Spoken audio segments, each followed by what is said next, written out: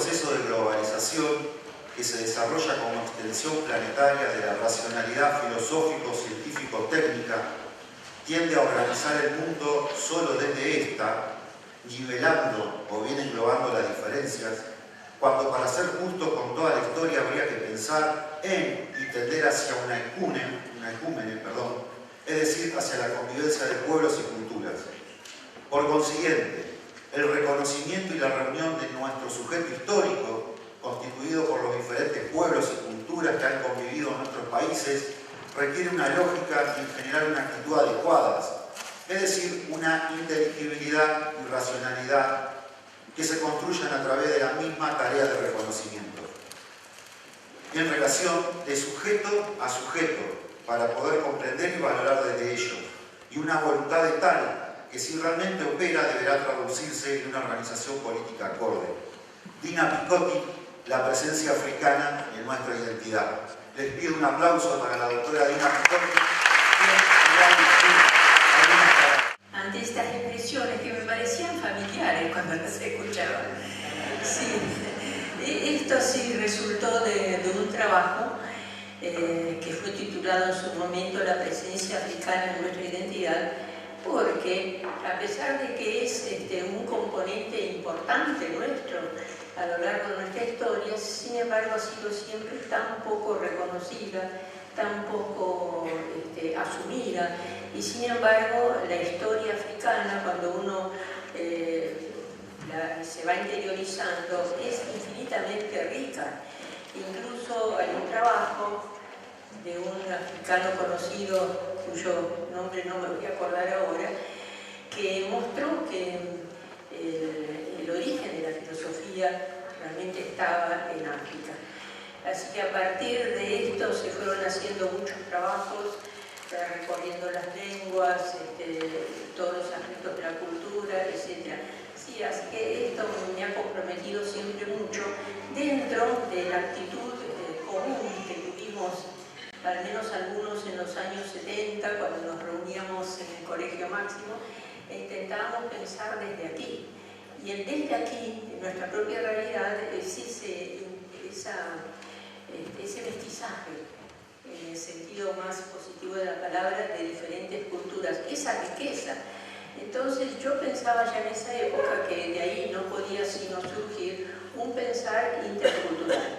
Por supuesto desde abajo, como lo recordaba hoy el profesor Dussel, porque fueron siempre los excluidos, los no considerados. Entonces yo diría que es un desafío de verdad, no solo de justicia, de verdad.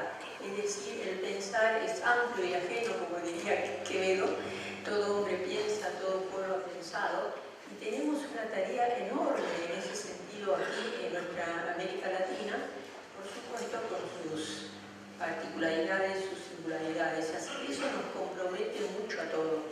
Y yo quiero aprovechar esta ocasión para felicitar este programa de Filosofías del Sur, que es fundamental, y creo que debiera extenderse a todas las universidades, porque el nivel superior de enseñanza es fundamental. De ahí salen los hombres que en algún momento van a dirigir, o los profesionales, etc. Entonces, si nosotros queremos ser nosotros mismos, tenemos que también autoconocernos, como decíamos en los años 70.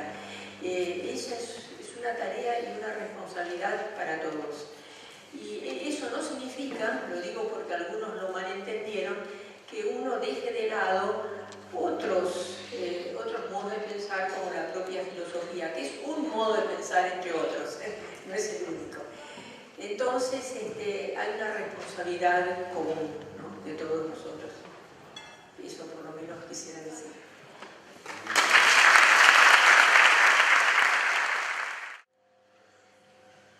El primer obstáculo con el que tropieza cualquier investigación, y mucho más cuando se trata de polemizar con los pensamientos, es el de una correcta caracterización del punto de partida. En efecto, la aproximación objetiva, la ciencia pura, la consideración desinteresada, son ilusiones que la tarea crítica debe aprender a superar. Toda reflexión está situada, la que investiga y la investigada, la que mira y la que es mirada. y desde esta situación concreta se abordan los hechos. Trátase de una doble situacionalidad, la del investigador frente al hecho y la de este respecto de sí mismo. No hay investigadores ni hechos aislados, y el problema de la búsqueda de la pureza es tan ingenuo como imposible. Mario Casalla, Crisis de Europa y Reconstrucción del Hombre, un ensayo sobre Martin Heidegger. Un aplauso para el doctor. Buenos días a todos y a todas. Agradezco muy especialmente al profesor Pablo Agustín esta invitación a compartir esta jornada con ustedes. Agradezco también a Gabriela Zelaya y en su nombre a las autoridades de esta joven Universidad del Conurbano, universidades en las cuales los hombres que tratamos de inscribirnos en un pensamiento nacional y popular tenemos nuestras mayores esperanzas. En tanto y en cuanto tienen otro público, esperemos que otra manera de enseñar, otra manera de ver, y además es la posibilidad de que muchos compañeros que realmente vienen del mundo del trabajo están constituyendo una primera generación universitaria. Dicho esto, yo tengo una enorme alegría de encontrarme con estos cuatro verdaderos maestros presentes, y para mí es un gran honor estar con ellos.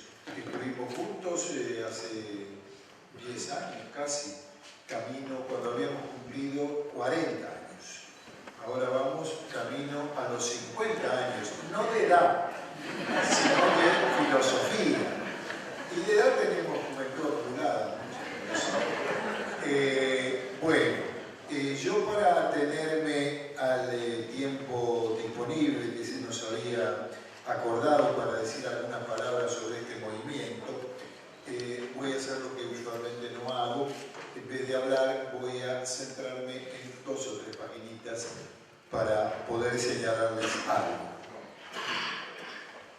En primer lugar, me parecía importante colocar como una especie de acápite un texto que a mí me gusta mucho, de una colección de relatos, algunos de ellos escritos en nuestro país por Antoine de Saint-Exupéry, que no es solo el autor del Principito, un libro muy bello, por cierto, pero hay una colección de relatos que se llama Tierra de Hombres, que realmente me parece muy importante. Y hay un párrafo en el último de los relatos que se llama precisamente Los Hombres, que me parece muy significativo colocarlo como pórtico de lo que quiero decir. Decía Saint-Exupéry: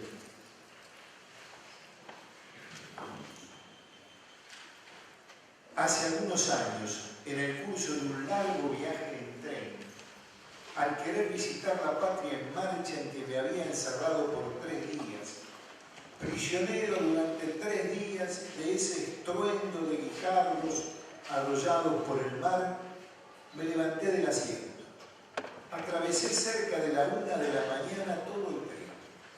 Las butacas Pullman estaban vacías, los coches de primera estaban vacíos, pero los coches de tercera encerraban a centenares de obreros polacos despedidos de Francia y que volvían a su colonia. Y caminé por los corredores, pasando por encima de los cuerpos. Me detuve para mirar, de pie, bajo las lamparillas.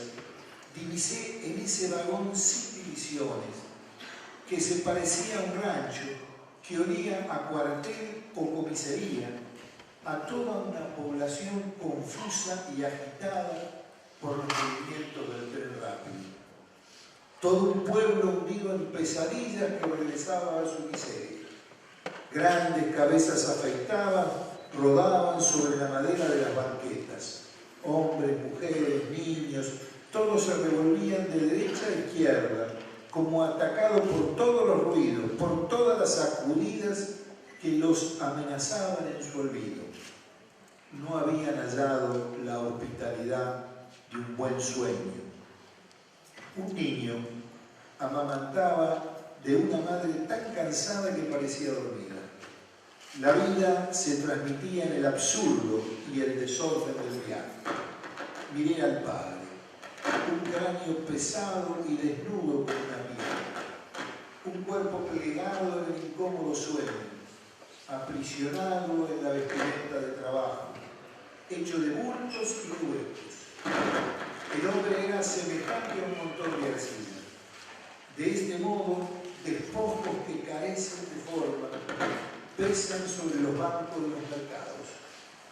Y pensaba, todo el problema no está en esta miseria, en esta suciedad, ni en esta fealdad. Porque ese mismo hombre y esa misma mujer un día se habrán conocido y el hombre le habrá sonreído sin duda a la mujer, le habrá llevado sin duda flores después del trabajo, tímido y torpe, temblaba quizá de verse desdeñado. Me senté frente a una pareja, entre el hombre y la mujer. El niño, bien o mal, había hecho un hueco y dormía. Pero se dio vuelta entre sueños y su cara se mostró bajo la lamparilla. ¡Ah, qué rostro adorable! Había nacido de esa pareja una especie de fruto dorado. Había nacido de ellos este logro de encanto y de gracia.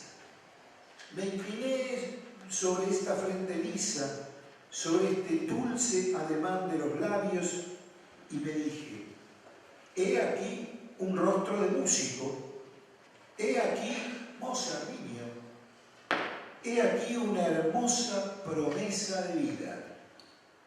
Los principitos de leyenda no eran diferentes a él, protegido, rodeado, cultivado, ¿qué nos llegaría a ser? Cuando por mutación nace en los jardines una nueva rosa, todos los jardineros se conmueven. Se aira la rosa, se la cultiva, se la favorece, pero no hay jardín para estos hombres. Mozart niño será marcado como los otros por la máquina de troquelar. Mozart hará sus más altas alegrías, a lo mejor en la música podrida, en la fetidez de los cafés cantantes. Mozart, este Mozart niño, está condenado. La filosofía de la liberación nació en Argentina en los inicios de la década de los 70 como una opción preferencial. Igual que en el caso de nuestros primos hermanos teólogos, y casi en paralelo. Se trataba también en grandes trazos de una opción preferencial por los pobres, por los excluidos, por los marginados y explotados, que en nuestra América Latina y en el entonces denominado Tercer Mundo eran y siguen siendo una amplísima mayoría de sus poblaciones.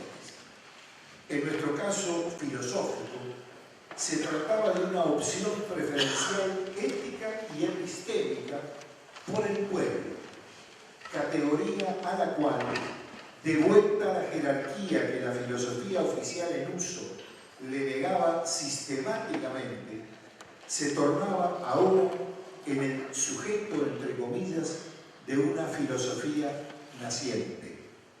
Por cierto que este sujeto no era ya pensado como el ego cogito cartesiano, un yo individual, solitario y en guerra contra la amenaza del otro, sino como un nosotros, comunitario, solidario y siempre en movimiento constitutivo de una renovada identidad. Es decir, todo lo contrario de una sustancia autosuficiente, cerrada sobre sí misma, como la mónada del Leibniz, y lista para ser presentada como verdad indubitable, como decía la dictadura de la época, como, entre comillas, ser nacional.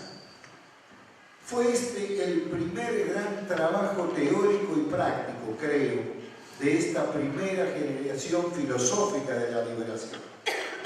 Elaborar y probar en la insustituible confrontación con nuestra específica realidad nacional, regional y ecuménica, si aquella categoría de pueblo era una piedra suficientemente fuerte como para sustentar sobre ella una nueva manera de filosofar.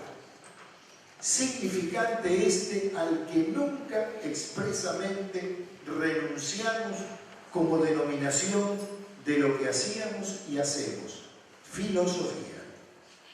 Cada uno de los que está aquí sentados y de los que nos acompañaron y ya no están, lo hizo a su manera, como debía ser, pero lo hizo. Y esto fue constituyendo un cierto estilo de filosofar.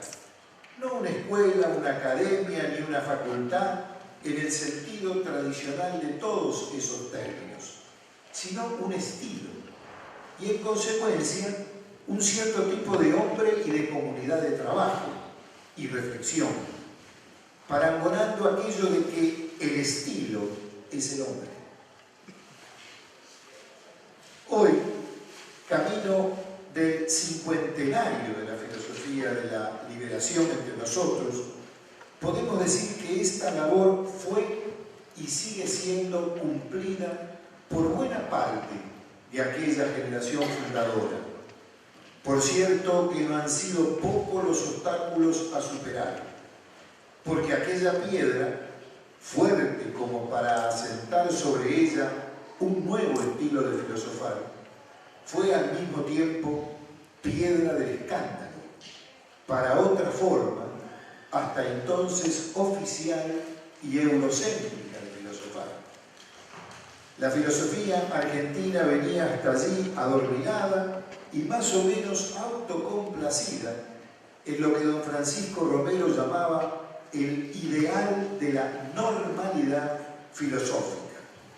Esto es, llegar a ser como Europa en materia de filosofía y parir algún tipo de Kant o Hegel desde nuestras pampas mediante oportunas y bien cuidadas becas externas de estudio y los mecanismos de un CONICET entonces naciente, para que nuestros graduados se formen en el exterior y regresen luego a este interior bárbaro, prestigiados y colaborando para que nosotros ingresáramos también al primer mundo en materia de filosofía. Como se ve, a veces parece que no ha cambiado casi nada nuevo bajo el sol, o bien que cualquier comparación con el presente es pura coincidencia. Sin embargo, está a la vista que no fue así. Con todo y a pesar de todo, la filosofía de la liberación, con ese o con otros nombres, constituyó una manera peculiar de filosofar que ya echó raíces entre nosotros e incluso se ha proyectado más allá de nuestra propia realidad nacional. En primer lugar, dentro de América Latina y más tarde hacia Europa, África y América del Norte. En esto, la labor pionera de Enrique Dussel tuvo mucho que ver, y yo me permito como colega destacarla, ya que nos acompaña en este momento, aquí, en este sur, que es también su casa. Este concepto de pueblo, debidamente trabajado, resignificado, y en permanente labor creativa, ha mostrado ser útil no solo a nosotros los filósofos, sino también a los teólogos, a los pastores, a los políticos y a los hombres de buena voluntad y ávidos de justicia que todavía pueblan el mundo.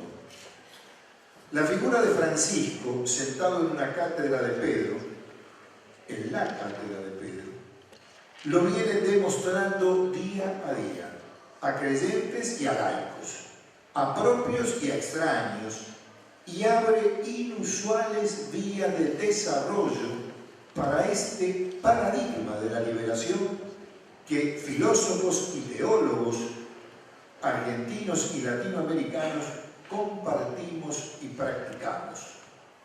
Claro, también con el escándalo que implica un papa venido del fin del mundo y exhortando a los jóvenes para que no dejen de hacer lío, algo seguramente muy inquietante para la Pax Vaticana, como lo fue para el ideal de la normalidad filosófica en la Argentina, que de pronto unos jóvenes imberbes hablen de la filosofía de la liberación.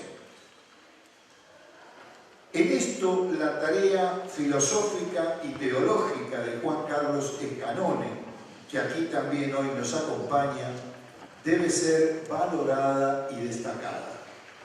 La teología del pueblo, que formulara junto con otros teólogos como una escuela argentina de teología de la liberación, es un nuevo aliciente para perseverar en este camino. Además, por si faltase algún otro indicador más explícito, la demonización desatada contra el concepto de pueblo y su adjetivación en populismo a escala global es una prueba práctica, esto es, política y social, de que estamos en lo cierto. Valga aquí entonces aquello de ladran Sancho, señal de que cabalgamos. Pero atención, que para que la marcha prosiga y a la vez se enriquezca, es menester que nuevas generaciones de pensadores argentinos y latinoamericanos, y por qué no europeos, africanos, asiáticos, tomen la posta en sus manos y sigan la carrera que estamos empeñados. Esto es la de la liberación cultural, política y económica de nuestros pueblos. En este sentido, estar en esta casa de San Antonio de Padua, donde se fundó y todavía sobrevive Editorial Castañeda, obra inclaudicable y fructífera de ese gran fraile y compañero que fuera Juan Alberto Pucci Cortés, otro especialista en hacer lío, como pidió Francisco, es un signo positivo de los tiempos que corren.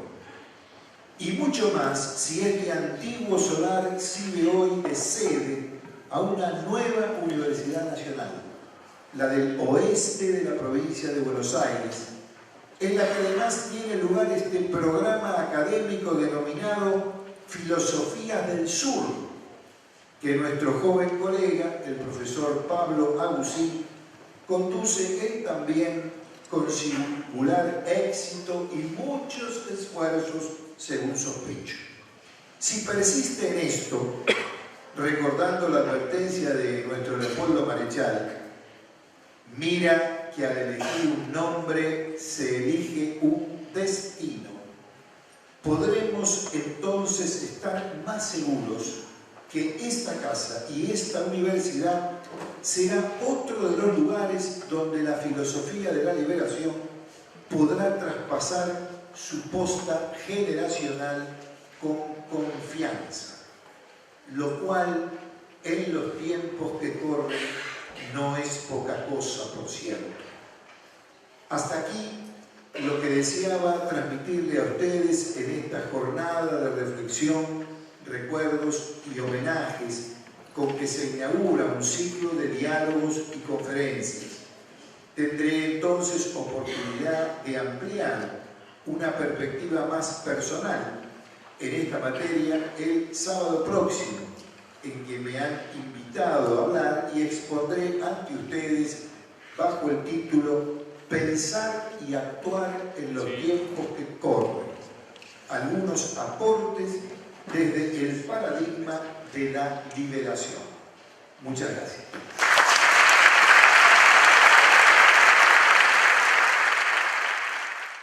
El sujeto del pensar sapiencial que expone los símbolos de una cultura, nosotros. El nosotros, pueblo, como portador y agente de dicha cultura y de la historia correspondiente. Se trata de un nosotros ético-político, un pueblo, en la comunidad de los pueblos, Ya en otro lugar mostramos que, al menos en América Latina, son los pobres, trabajadores y oprimidos quienes, dentro de la comunidad orgánica del pueblo, son los principales portadores de esa cultura común, de sus fines éticos y de su núcleo ético-simbólico. A este núcleo lo podemos denominar también con el nombre sabiduría popular. De ahí que el sujeto de la sabiduría que un filosofal inculturado en América Latina intenta articular reflexiva, crítica y metódicamente en concepto es el pueblo latinoamericano. Juan Carlos Escanone, nuevo punto de partida en la filosofía latinoamericana. Un aplauso para el doctor. Les agradezco la presencia a todos ustedes y sobre todo a la Universidad Nacional del Oeste de haberme invitado a esta hermosa reunión, y lo mismo a las filosofías del sur, que me parece realmente muy importante el enfoque de querer estudiar la filosofía del sur, entre otras también nuestra filosofía de liberación. Ahora les había pensado, ¿qué digo? Y más bien, como hablaban de algo rememorativo y conmemorativo, yo simplemente les voy a contar, al menos desde mi punto de vista, cómo comenzó acá en la Argentina la filosofía de la liberación. Aunque eso ya lo he escrito en algún lado, pero la mayoría no lo conocerá. Resulta que en 1969, Enrique Dussel, que era profesor en Mendoza, tenía que escribir un artículo para la revista Concilio sobre historia de la Iglesia en América Latina, porque él dirigía en ese momento, no sé, todavía ahora enseguida, ¿no es cierto?, el Centro de Historia de la Iglesia en América Latina. Y entonces se vino a San Miguel a usar la biblioteca del Colegio Máximo, porque como ustedes saben, es una de las mejores bibliotecas de filosofía y teología, por lo menos en América del Sur. Y allí vivía con los jesuitas, vivía con nosotros, y nos hicimos amigos. Y dijimos, bueno, vamos a ver algo, un enfoque desde lo latinoamericano y interdisciplinar. Y comenzamos a organizar las jornadas académicas de las facultades de Filosofía y Teología de San Miguel, que el primer año fue el tema, más bien argentino, sobre pensamiento argentino. Alguien que hablara de teología, en este momento fue Dussel, el enfoque de la historia de la Iglesia, alguien que hablara de filosofía y alguien que hablara de ciencias sociales. Pero eso hizo que comenzaron una amistad con Dussel, y por otro lado yo les confieso que yo pienso que mi interés por lo latinoamericano vino sobre todo, aunque no únicamente, al comienzo, por la amistad con Dussel. Resulta que entonces al año siguiente, u otro más tarde, porque ya había pasado el 70, a comienzos del 71, hay un grupo de profesores de filosofía de Santa Fe y Paraná, sobre todo Santa Fe, pero también había gente de Paraná, que le piden a Enrique a una reunión sobre filosofía latinoamericana, que él ya había comenzado. Y él les dijo, invítenlo también a Escanone. Y nos reunimos en Santa Rosa de Calamuchita, en un lugar donde las familias, porque el único cura era yo, todos los demás eran laicos, las familias podían tener vacaciones, que era la casa de campo del seminario de la arquidiócesis de Santa Fe, sobre el río Calamuchita, en Santa Rosa de Calamuchita. Y ahí, mientras nosotros filosofábamos, las familiares, las esposas y los hijos se bañaban y luego íbamos nosotros a bañarnos también al río. Bueno, en ese ámbito nace la filosofía de la liberación, sobre todo como respuesta al libro de Augusto Salazar Monti. Existe una filosofía de nuestra América, porque ahí dijimos, si hay una filosofía de nuestra América, tiene que ser una filosofía de la liberación. Y nos iluminó la filosofía, sobre todo el libro Totalidad e Infinito de Emmanuel Levinas, ese encuentro con el rostro del pobre. Pero ya no era una solamente a nivel personal, sino social, histórico y por eso también político. Los pobres, Levinas usa la expresión bíblica, el pobre, el extranjero, el pobre, el huérfano, la viuda, es decir, los rostros sufrientes, sobre todo de América Latina, y esa alteridad y exterioridad del pobre con respecto al sistema, o los sistemas de opresión, etc., pero, digamos, como superándolo, trascendiéndolo, por esa exterioridad. Y aplicado ya a nivel social y a nivel histórico y de América Latina. Entonces, por un lado, la alteridad de América Latina con respecto a Europa o a África u otros ámbitos culturales, como también los pobres reales sufrientes que encontramos cada día, la clase trabajadora, ahora no se excluye, después viene el momento de la exclusión, mucho más tarde ya cuando se plantea la nueva cuestión social, ya no solamente la opresión, sino lo peor, la exclusión. Por eso después un libro de Russell va a ser la época de la gobernación y la exclusión. Y ahí como que nace la primera plantita. Y ahí entonces yo quiero en este momento recordar a uno de los participantes de esa reunión que acaba de fallecer, amigo de todos nosotros, Julio Tezán, que aunque él, después me enteré que había nacido en Buenos Aires, pero que él vivía, de hecho, en Entre Ríos, en Paraná, pero que ya en ese momento él y su señora, que estaba ahí presente, también filósofa, vivían en Santa Fe. Aunque yo siempre había pensado que él era entrerriano de Paraná.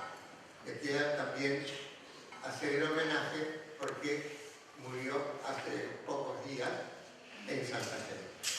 Bueno, y entonces ahí había como una primera germen y luego estamos invitados también en Córdoba, en las sierras de Córdoba, al Congreso de Altagracia, que era el segundo Congreso Nacional, y allí se había organizado un seminario América, pretendiendo América como América Latina, nuestra América, como problema.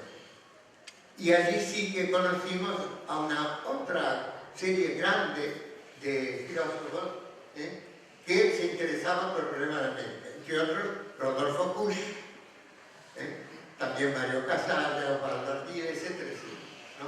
Bueno, y entonces, ahí, tanto Dulce como yo presentamos como un comienzo de lo que ya habíamos pensado en filosofía de liberación e invitamos a todos los que formaban parte de ese seminario y a otros del Congreso a las jornadas, segunda jornada de San Miguel, donde ya sí habíamos propuesto el tema la liberación latinoamericana. En diálogo, entonces, la filosofía naciente de la liberación con la teología de la liberación y las ciencias sociales en un enfoque también liberador. Y cada año nos reuníamos los filósofos en Calamuchita y luego a nivel interdisciplinar en San Miguel con los teólogos y los cientistas sociales que iban viniendo no solamente ya del ámbito de Buenos Aires, sino de todo el país, universidades nacionales, universidades privadas, universidades católicas, de los países limítrofes, venían del Brasil, de Chile, del Uruguay, y también algunos invitados especiales. Leopoldo Sea, por ejemplo, estuvo 2 veces en las jornadas. Salazar Bondi, lo último que escribió antes de su muerte fue también para las jornadas, ¿no? Es decir, de tal manera que hasta que suben los militares y ya no se puede seguir. Y luego ya seguimos en cuarteles de invierno. Recuerdo la expresión era de Carlos Puye, cuando nos reuníamos, ya los que habíamos quedado en Buenos Aires, pero nos reuníamos en el seminario de Villa Devoto, y yo recuerdo que discutíamos la fenomenología de la crisis moral que él estaba escribiendo en el grupo. Y a veces podía venir Bush, pero como él vivía en Maimará no podía. Es decir, así como, según mi experiencia, nació la filosofía de la liberación. Luego más tarde algunos dicen, nació en Morelia. No, ya allí estuvieron Dulce, estuvieron Reut, etc. Pero en Morelia, en México, en el 75, pero ya Leopoldo Sea había estado 2 veces en San Miguel y había conocido lo que había nacido acá. Y ya le digo, Salazar Bondi fue su libro el que de alguna manera provoca nuestra reflexión, pero él viene a San Miguel y luego lamentablemente fallece, así que la señora, después yo la conocí en Lima, me dice, lo último que escribió Augusto fue lo que publicaron ustedes en la revista Estróbata de San Miguel. Entonces, esa es mi experiencia. Ahora, lo que yo veo es que durante un tiempo parecía que el interés por América Latina, el interés por lo nuestro, estaba opacado, y ahora no, pero ya en los últimos años, no solamente en este momento, sino en los últimos 10 años más o menos, un nuevo renacimiento del interés, no solo en Argentina, en México, en Perú, en Chile, en Brasil, etcétera, etcétera, ¿no? En América Central, con toda la gente de Ignacio Ellacuría. Es decir, y creo por eso que esta iniciativa de la filosofía del sur y de la Universidad del Oeste no solo es válida, sino que promete muchísimo, y espero que a su vez se coordine con lo que se está haciendo en otras universidades interesantes, sobre todo nacionales, del Gran Buenos Aires y de Argentina y de toda América Latina. Muchas gracias.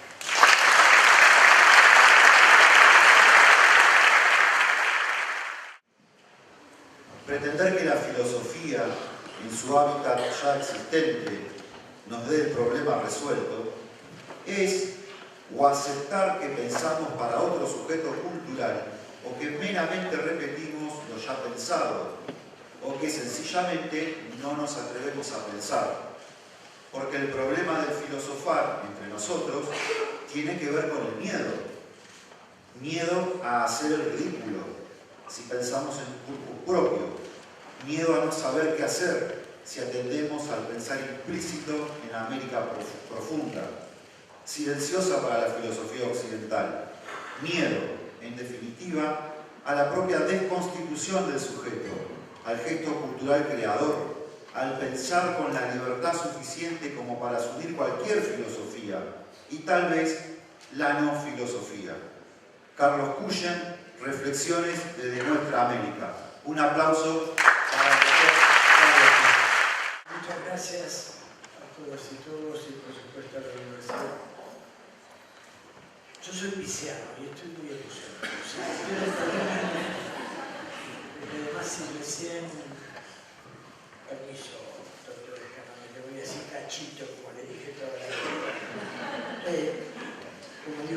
repito qué voy a decir. Los colegas fueron diciendo lo que vamos a escuchar seguramente. Y lo primero que quiero hacer, se mencionó recién, es un explícito homenaje a Julio de San, que hace un mes falleció en Santa Fe. Hablé anoche con su señora y le contaba esto, porque le había pedido que viniera al encuentro, que estar con él. Yo soy santafesino también, que viniera a este encuentro, y estaba ya muy enfermo. Entonces después le mandé otro correo y le digo, bueno, escribí algo y traerlo. Pero me dijo la señora que estaba muy imposibilitado, pero se puso feliz de saber que se hacía esto. Y creo que es un precioso homenaje porque fue un compañero de lucha muy fuerte. Más aún, me animé a retomar este librito hacia una filosofía de la liberación latinoamericana. Es del año 74. Pero si ven los nombres que están ahí, estamos los que estamos acá y otros que ya no están.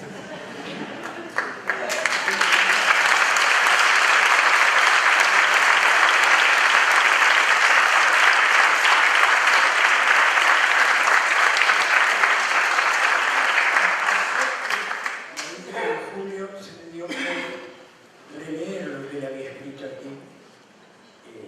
Todos escribimos algo en este librito, ¿no? Y seleccioné un parrafito que se los quiero leer. No sé, un homenaje a él, pero también para ver, esto está escrito hace casi, como dijo recién Mario, hace casi 50 años, no, 40, ¿sí? Estamos por ahí. Termina su artículo que curiosamente se llama La dialéctica del centro y la periferia. Tenía también nuestro muchacho una pasión por Hegel y criticarlo a Hegel. Y el trabajo se llama así, pero lo interesante es que me perdió la hoja. No, acá está. Es que uno sobre el final dice esto, me parece escrito anoche. Anoche parece escrito, ahora sí. Nuestros pueblos americanos, en cambio, está terminando su articulito. Si no han llegado a ser primero dueños de su propia historia en sí o en verdad, no pueden reencontrarse a sí mismos ni morar como en su casa en un mundo que no es el suyo.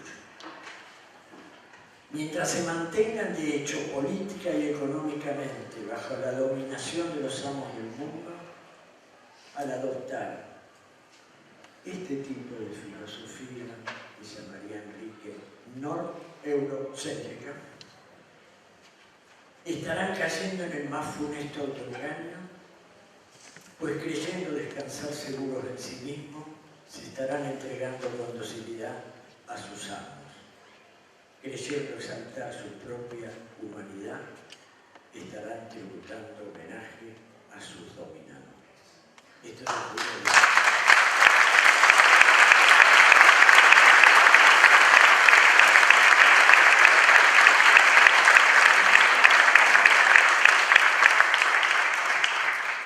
que el sentido de una filosofía de la liberación, con todos los matices que en estos 50 años hemos ido poniéndole, va en escena. Yo hice una pequeña añadido a la historia que contó recién. Te voy a decir, doctor Juan Carlos Canón. En un congreso nacional de filosofía que se organizó en ese momento, en Altagracia justamente, un grupo de jóvenes en ese momento imberbes, rompimos el congreso y nos fuimos a un bar con Coffee, y ahí decidimos ya formalmente fundar el movimiento de filosofía de la liberación, que después hicimos un manifiesto, etcétera, que lo recuperamos en Córdoba al cumplir los 30 años, los 40. Y volvimos a hacer otro documento ahí en Córdoba, porque es muy fuerte, pero creo que es interesante como, o sea, esta necesidad de romper con algo, pero no por romper con algo, sino por construir alternativas, porque creo que este es el tema. Bueno, ya se habló bastante, yo lo que quería mencionarles es que justamente cuando tuvimos que refugiarnos después del golpe militar, una de las ideas que tuvimos, nos reuníamos en San Miguel, pero también nos reuníamos en distintos lugares. Y decidimos agregarle un nombrecito nuevo a nuestro equipo de trabajo y a otra gente que se fue añadiendo: pensamiento y cultura. Nadie nos iba a meter preso por hablar de pensamiento y cultura. Pero lo que hablábamos ahí adentro no era sencillo. Y ahora también quiero mencionar a un colega que colaboró muchísimo en ese momento con nosotros, que también lamentablemente falleció muy joven, Agustín de la Riera. Y les pido un aplauso.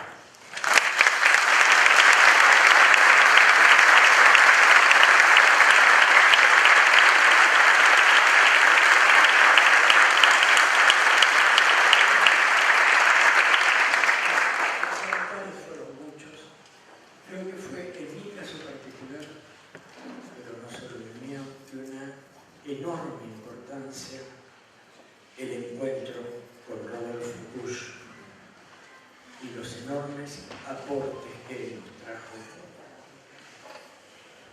En el fondo,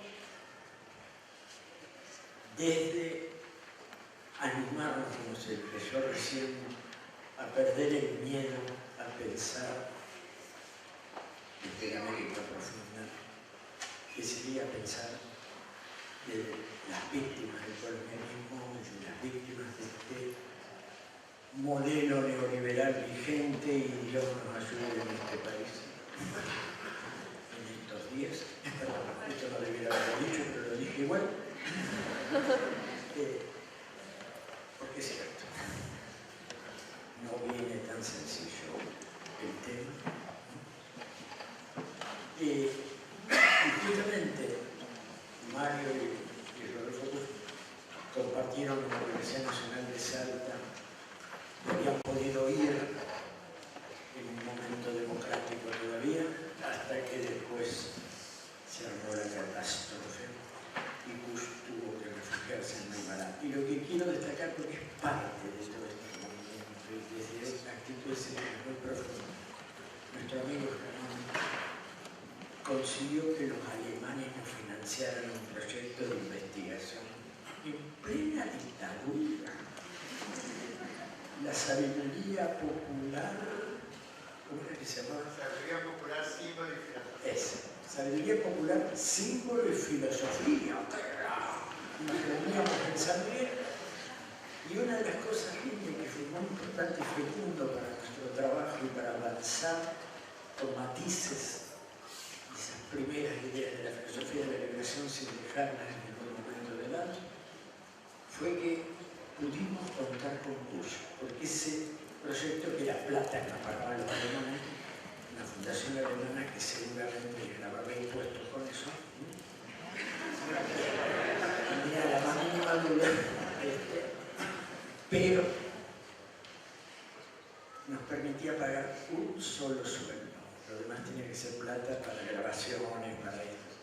Y sin ninguna duda el grupo dijo: esto va para Rodolfo Busch.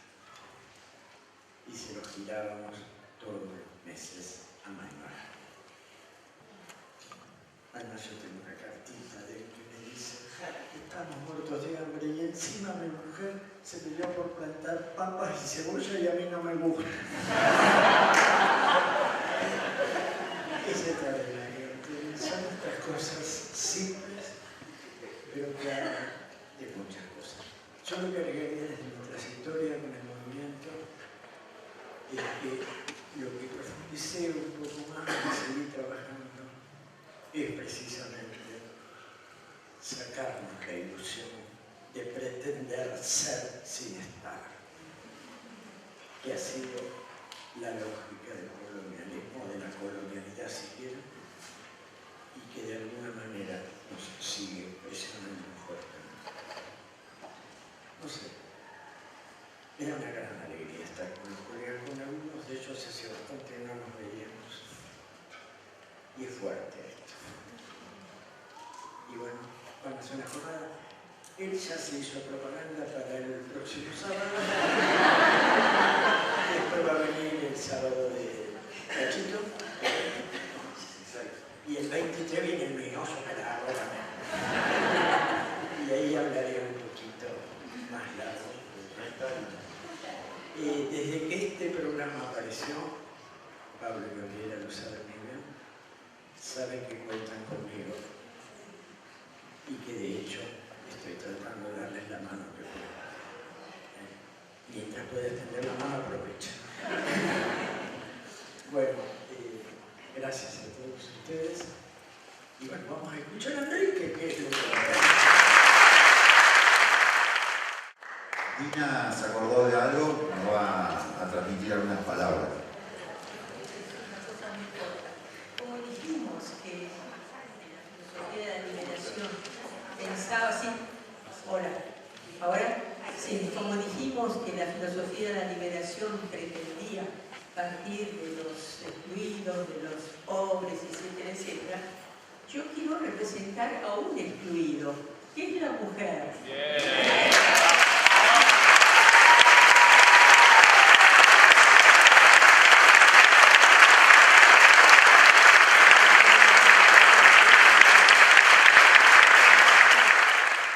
La proximidad erótica del beso y del coito, la proximidad política de la fraternidad, la pedagógica del mamar, la proximidad feliz es esencialmente equívoca.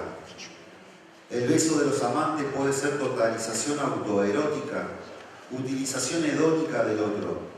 La asamblea de los hermanos puede cerrarse como grupo de sectarios dominadores y asesinos, aún como comunidad de comunicación.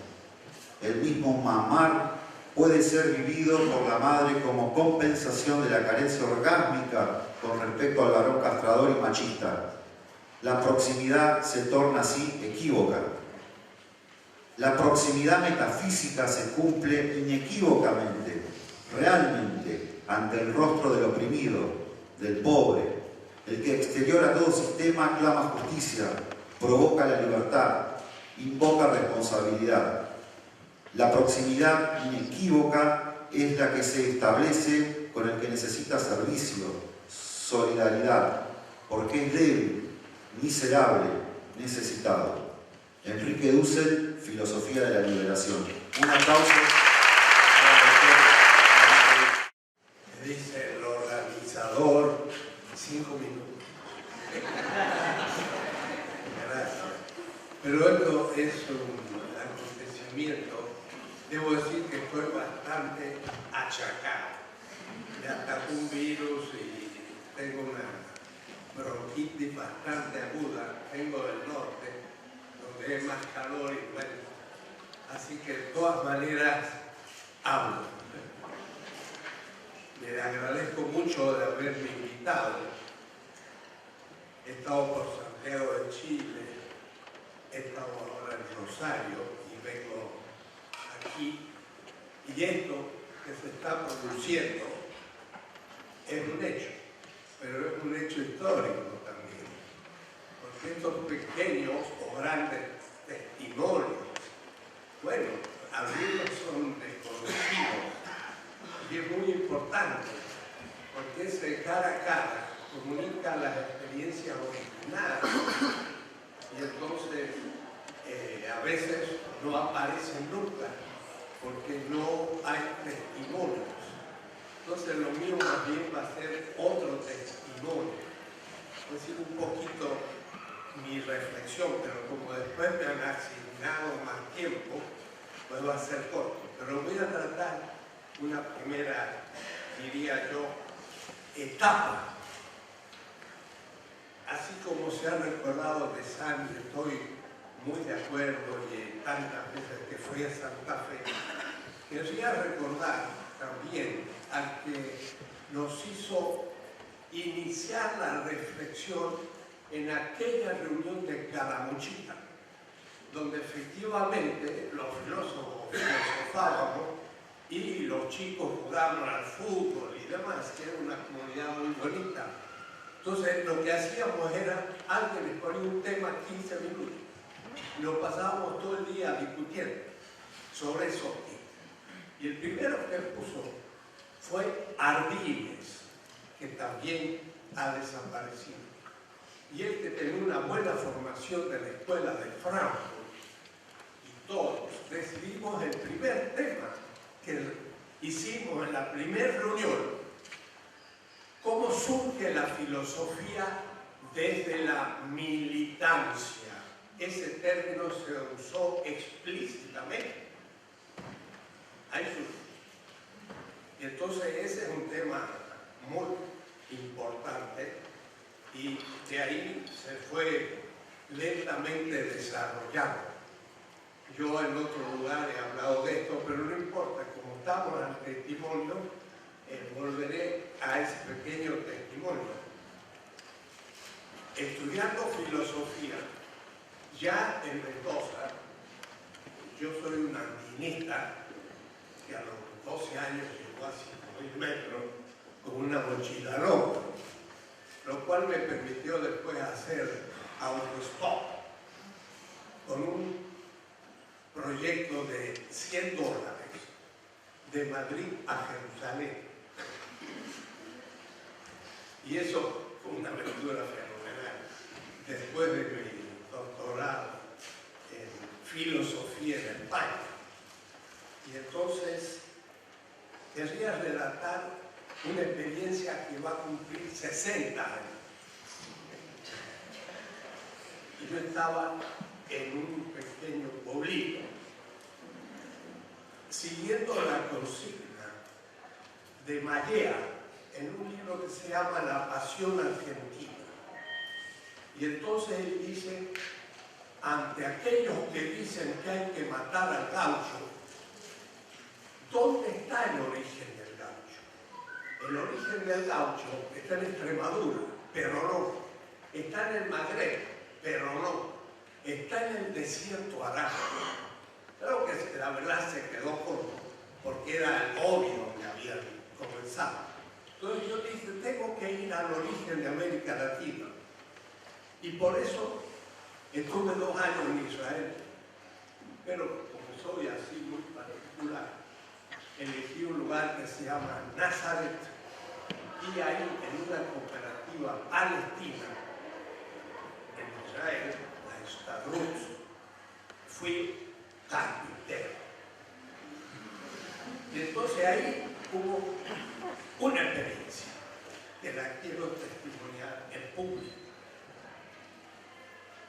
El organizador del grupo era Paul Gauthier, un profesor de Dijon que se había comprometido con los obreros palestinos en una Israel ya muy sionista y que tenía problemas. A mí me interesaba estudiar el hebreo y hablarlo y usarlo. Cuando ahora leí Benjamín, bueno, habíamos hecho más que él todavía. Y un día yo le conté a Paul Gauthier, que era el francés, historia y Pizarro, con un grupito de gente, tomó el imperio, Inca. Yo me miró y dijo, ¿quiénes son los pobres? ¿Pizarro o los incas? Él me lo dijo. Yo dije, está verdad, ¿no? Entonces le escribí a un amigo mendocino, Esteban Fontana, un historiador, y dije, alguna vez tenemos que escribir la historia al revés, de los pobres. Eso fue 1953. 9. Puede decir que entre 2 años vamos a cumplir 60 años. Eso empezó a ser el fondo de todo lo demás, porque todavía me quedaban 8 años de Europa, tuve 4 en Francia, 2 en Alemania, pero eso ya era el punto de partida. En cierta manera, era la futura filosofía de la liberación, que nació en lugares extraños. A partir de esa experiencia del pobre. Pero también quiero recordar que la ética que yo escribí del 70 al 75, en el 72 se habla de la erótica latinoamericana y la liberación de la mujer. En el 72, vean un poco la historia y pregúntense qué pasaba en esa época y si había todavía feminismo. No había. Estábamos iniciando gracias a un grupo de mujeres en Mendoza, el pensamiento, a tal punto que les puse en mi comunidad el pensamiento de Levinas y las mujeres me dijeron, es machista. Porque la mujer es la que hacía el hogar y entonces no funcionaba. Puede decir experiencias de origen muy lejanas. Esas épocas fueron muy duras. Fue del 69, 70, 71, el gran congreso de Altagracia, donde no solamente se descubrió la filosofía que empezábamos a surgir, pero hubo enfrentamientos muy fuertes, tales como que los estudiantes quisieron participar al Congreso y Alberto Capurelli, que había organizado el Congreso, no los permitía. Y entonces los estudiantes querían hablar con nosotros. Y él dijo, el que pase esta línea es mi enemigo. Y yo le dije, lo siento Alberto, pero yo voy a hablar con los estudiantes. Y pasé la línea. Y entonces hubieron cosas después, porque este movimiento de la filosofía de la liberación fue perseguido y fue expulsado.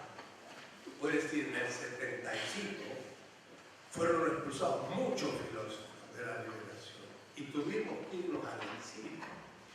Puede decir que, claro, había un exilio interior, pero había un exilio exterior. Y algunos hasta creían que era muy fácil. Justamente Ardiles, que era del grupo en México, con Parisi y el Roy y otros, hacíamos un seminario para aclararnos el problema del populismo. Y entonces ahí seguíamos pensando, pero tampoco era fácil en el lugar, porque nosotros veníamos con una experiencia filosófica que no existía desde ese punto de vista ni en México, pero después eclosionó en Colombia y empezó a andar en muchas otras partes. Y claro, como decía Casalla, el tema del pueblo fue central, pero desde el pobre y desde la mujer oprimida. Un texto de Hammurabi, he hecho justicia con la viuda, ahí está el problema de la mujer. Otra, he hecho justicia con el huérfano, el hijo otro, he hecho justicia con el pobre, el otro no rico, he hecho justicia con el extranjero, más allá del bien común de la patria. Entonces, en Hammurabi, 3.700 años hace, ya está Levinas, pero Levinas lo hizo filosófico y nos permitió pensar ese tema. Ahora, yo he publicado en Eudema mi primer libro con Spivakov, El humanismo semita.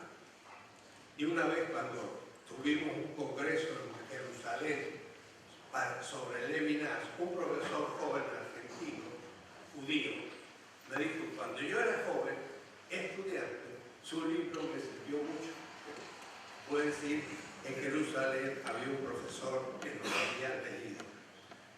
Y por eso entonces, como decía bien Juan Carlos, la presencia, por ejemplo, en estos grandes reuniones que tuvimos, la de 1973, eran como 700 participantes, profesores. Y ahí estaba justamente Salazar Bondi, y me acuerdo de haber hablado con él. Estaba encantado y no sabía de la existencia de ese movimiento. Y como dice Juan Carlos, la señora, que es sueca, porque vive todavía, él murió por una hepatitis aguda, me dijo, vino de Argentina encantado. Y realmente empezó a trabajar, pero con la hepatitis y nos fue un año después. Mira, si todavía Salazar Bondi estuviera vivo, habría hecho cosas muy interesantes. Entre esas cosas, hubo algo que tiene significación. Estábamos tan comprometidos con los movimientos concretos y no perteneciendo a ningún partido político, en mi caso, y yo creo que en la mayoría, el 2 de octubre de 1973 me pusieron una bomba en mi casa y me explotaron toda mi biblioteca y fue espantoso. Pero mi reacción fue la siguiente: al menos alguien entendió lo que estamos diciendo.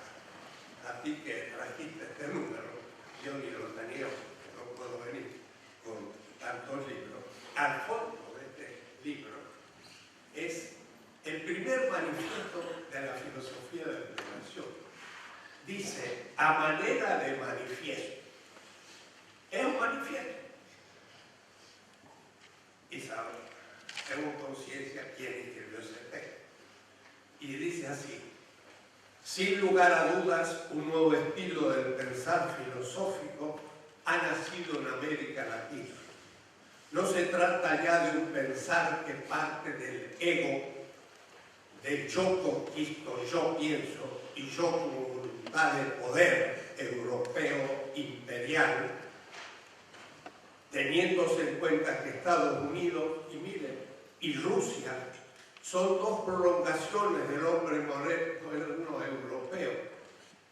Después quise corregir eso de que Rusia no estaba. Y ahora vuelve. El socialismo real también es poder, pero no Marx. Entonces, ahí hay distinciones que 40 años han profundizado. Es un pensar que parte del oprimido, del marginado, del pobre, de los países dependientes de la tierra. La filosofía de la modernidad europea constituyó como un objeto o como un ente al indio, al africano y al asiático. Tenía horizonte mundial y se ha cumplido. En las conferencias en Rabat y cómo tratan todos estos temas en la India, en Pekín, es mundial, no es ya Latinoamérica. La filosofía de la liberación pretende pensar en el exterioridad del otro, del que se sitúa más allá del sistema machista. Miren, ya está el problema del feminismo imperante, del sistema pedagógicamente dominador, del sistema políticamente opresor. La parte económica no estaba buena. Trabajé 8 años releyendo a Marx de una manera nueva, desde la filosofía filosofía de la liberación. Es otra historia que no voy a contar aquí, pero esa visión de Marx se ha traducido al francés, al inglés, al italiano, y no hablo de eso porque Marx es un desconocido para los marxistas, pero no quiero entrar al tema. Y fue hecho desde la filosofía. En América Latina, muy pronto en África y Asia, la única filosofía posible es la que se lanza a la tarea destructiva de la filosofía que los ocultaba como oprimidos, y luego el trabajo constructivo de una praxis de liberación, del esclarecimiento de las categorías reales que permitirían al pueblo, como dijo Casalla, desde el pobre colectivo, y como lo dice Fidel Castro, pueblo, cuando de lucha se trata, y empieza a poner obreros desempleados, los obreros asalariados, los campesinos, pero las madres del hogar y los pequeños burgueses, y pone un bloque social de los oprimidos como Gramsci, que ahora sí ya, gracias a la analogía, he podido discernir 5 sentidos del pueblo, y entonces podemos decir, hay unos que son populistas y otros que son populares, y bueno, es el diálogo con Ernesto Lacroix que un poco confundió populismo y pueblo. Entonces no es lo mismo popular que populista, pero en fin, son temas. Pero ya se enunciaron. La filosofía de la liberación sabe que las opciones políticas, pedagógicas, eróticas, previas al pensar son determinantes y por ello les presta atención primera. La ontología abstracta, Hegel, y en cierta manera, aunque muy concreta, Heidegger, deja así de ser el origen y cobra en cambio la fisonomía de la filosofía primera. La política como posición primera del hombre ante el hombre. Aquí hay todavía una distracción machista. Habría que haber puesto como posición primera del ser humano ante el ser humano, de la totalidad ante la alteridad, de alguien a alguien otro. Son 5 líneas y también. Filosofía de la liberación entre nosotros es la única, claro, era una pretensión, pero en fin, hay que discutirla.